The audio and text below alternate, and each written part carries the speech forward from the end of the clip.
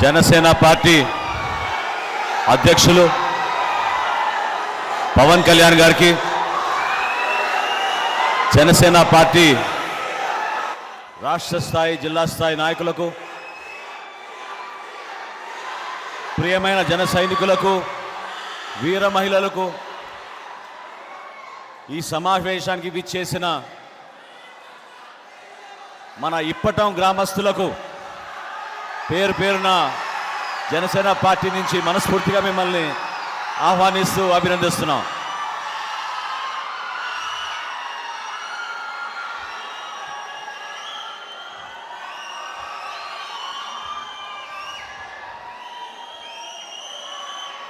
సమకాలీన రాజకీయాల్లో మన జనసేన పార్టీ కార్యాలయం ఒక ఆధునిక దేవాలయం. ఎందుకు నేను ఆ మాట అంటున్నానంటే, విలువలతో కూడిన రాజకీయాలకి, యువతని చైతన్యవంతం చేయడానికి, ప్రజల్లో ఒక జీవితాల్లో మార్పు తీసుకురావడానికి మనం చేస్తున్న ఈ ప్రస్థానంలో మనకు అటువంటి నాయకత్వం ఉంది. కాబట్టి జనసేన పార్టీ ఈ కార్యాలయాన్ని ఒక దేవాలయంగా భావించుకుని మిమ్మల్ని అందరినీ కూడా ఈరోజు ఇక్కడికి ఆహ్వానించడం జరిగింది. చాలామందికి తెలియదు వాస్తవ పరిస్థితులు. ఆ రోజు నుంచి పవన్ కళ్యాణ్ గారి ప్రస్థానం రాజకీయాల్లో మార్పు కోసం ఆయన ముందుకు వచ్చినప్పటి నుంచి ప్రతి సందర్భంలో ఏ కార్యక్రమం చేయాలన్నా కూడా వ్యక్తిగతంగా ఆయన పైన దాడులు, పార్టీ పైన అనవసరమైన ప్రచారాలు, ఏదో విధంగా ఆయన్ని కించపరిచే విధంగా, జనసేన పార్టీ బలాన్ని తగ్గించే విధంగా ఒక దుర్మార్గమైన ప్రయత్నం ప్రతి సందర్భంలో కూడా రాష్ట్రంలో జరుగుతూనే ఉంటుంది. స్పందించే మనస్తత్వం ఉన్న నాయకుడు పవన్ కళ్యాణ్ గారు. ఆయనలో ఉన్న మానవత్వాన్ని, ఆయనలో ఉన్న ఒక బలమైన పట్టుదలని తగ్గించడానికి ఎంతమంది ప్రయత్నం చేసినా అది సాధ్యం కాని పని.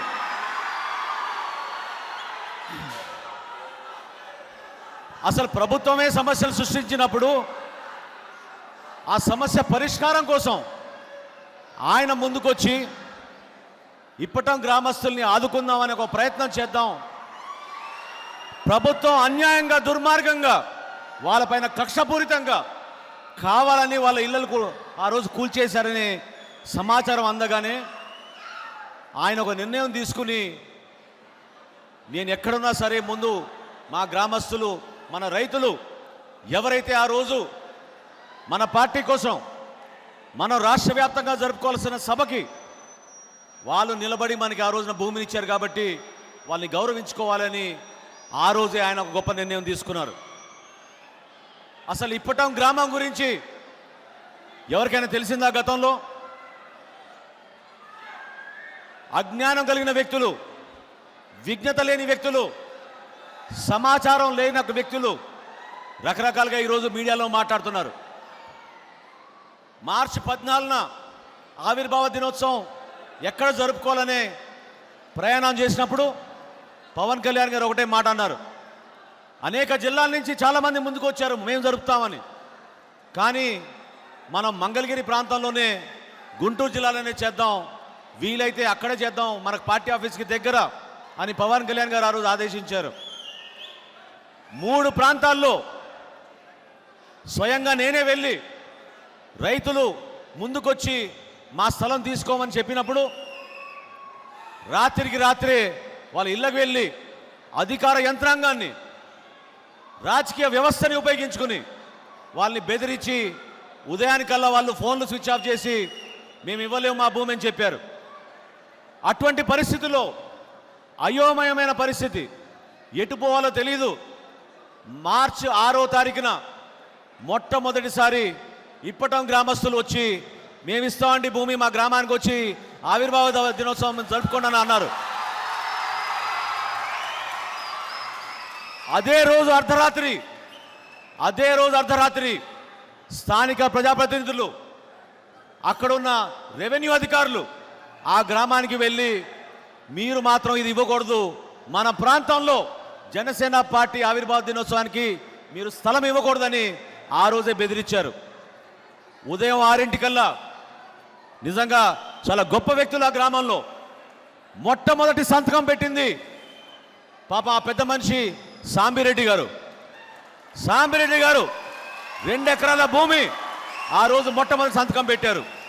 ఇంకో 4 ఎకరాలు మన సోదరులంతా ముందుకొచ్చి 6 ఎకరాల 40 సెంట్ల భూమి మనం సభ నిర్వహించుకోవడానికి ఆ రోజు అద్భుతంగా సహకరించారు.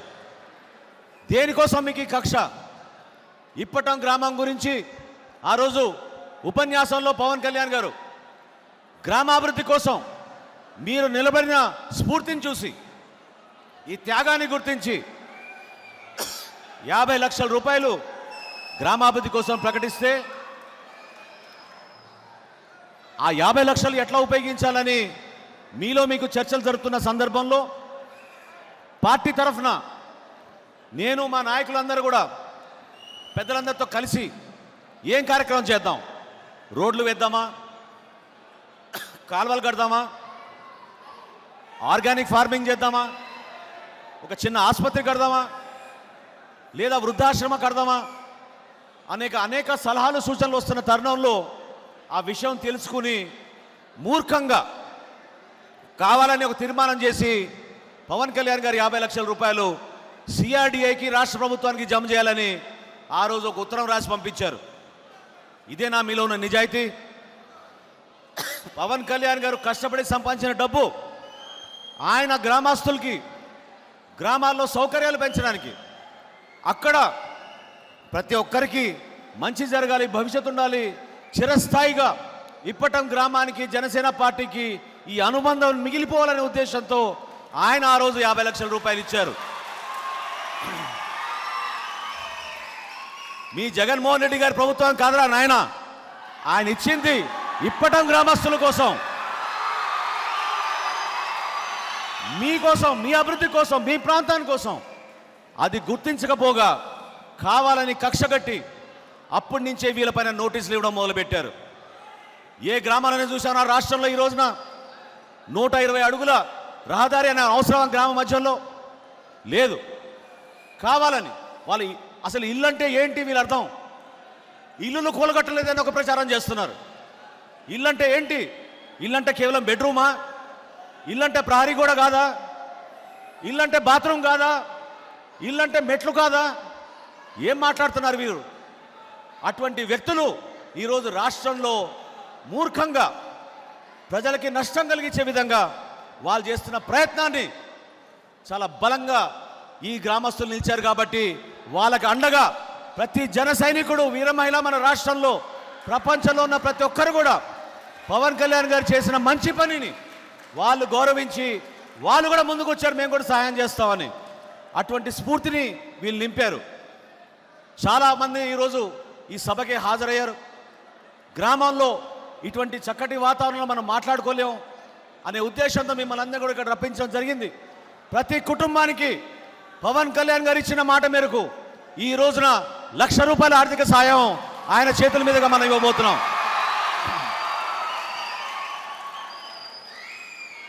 స్పందించే మనస్తత్వం లేదు ఈ ముఖ్యమంత్రికి. ఇల్లు కూలగొడితే మీరు హృదయాల్లో ఉన్న అనుబంధాన్ని, మీకున్న నమ్మకాన్ని మార్చగలుగుతారా చెప్పండి?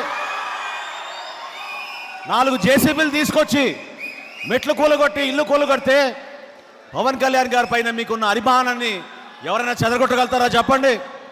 మీలో ఉంది ఆ బలం. చాలా ఆదర్శవంతంగా నిలబడ్డారు మీరు. మనస్ఫూర్తిగా మిమ్మల్ని ఈ సందర్భంగా జనసేన పార్టీ నుంచి మా పార్టీ అధ్యక్షుల తరఫున మిమ్మల్ని నమస్కరించుకుంటూ ఈ కార్యక్రమాన్ని ఇంకా బలంగా మనం ముందుకు తీసుకెళ్ళాలి. నిలబడండి మీరు. రాష్ట్ర ప్రజలకి అర్థమవ్వాలి. గ్రామం నుంచి మహిళలు, చిన్న వయసులో ఉన్న వ్యక్తులు, ఉపాధి లేని యువత, రైతులు వాళ్ళు ఎదుర్కొన్న కష్టాల గురించి వినే మనస్తత్వం లేని ఈ ప్రభుత్వం మీకేం సహాయం అందిస్తుంది చెప్పండి? మీకోసం ఎందుకు నిలబడతారు చెప్పండి? అది నిలబడేది పవన్ కళ్యాణ్ గారు, జనసేన పార్టీ మీకోసం, దానికోసమే కట్టుబడమని మేము చెప్పుకుంటూ ఈ రోజున ఈ కార్యక్రమాన్ని సజావుగా ప్రతి ఒక్క కుటుంబాన్ని వేదిక పైన పిలిచి పవన్ కళ్యాణ్ గారు గౌరవించి వాళ్ళకి ₹1,00,000 ఆర్థిక సాయం ఇచ్చే కార్యక్రమాన్ని బ్రహ్మాండంగా చేసుకుందాం. ఒక పండుగ వాతావరణం ఈ రోజున రాష్ట్ర వ్యాప్తంగా రావాలి. ఎందుకంటే మనం ఇక్కడ గౌరవించేది వ్యక్తులను కాదు, వ్యవస్థని.